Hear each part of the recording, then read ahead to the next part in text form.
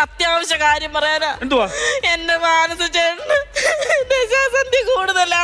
ആ കൂടും എടി, മേലനങ്ങാതെ വീട്ടിൽ ഇരിക്കുന്നവർക്കൊക്കെ ഇത് കൂടും. അവനോട് പറയണത് രാവിലെ എഴുന്നേറ്റേ ഇങ്ങനെ മുറുക്കി ചവിട്ടി നടക്കാൻ, അന്നേരം കുറയും. എന്തുവാ നീ പറഞ്ഞെടുത്ത ദശയുണ്ടെന്ന് പറഞ്ഞു.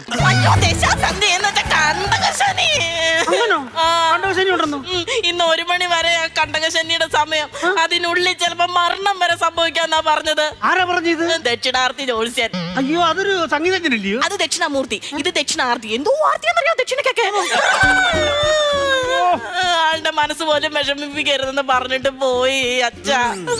പക്ഷെ വേറൊരു കാര്യമുണ്ട്, കണ്ടകശനി കൊണ്ടേ പോകത്തുള്ളൂ. അച്ഛാ, എന്റെ മാനസം ചേട്ടൻ എന്തെങ്കിലും സംഭവിച്ച പിന്നെ എനിക്ക് ജീവിച്ചിരിക്കണ്ട. എടി, ഇതിന്റെ വല്ല കാര്യം ഉണ്ടായിരുന്നോ?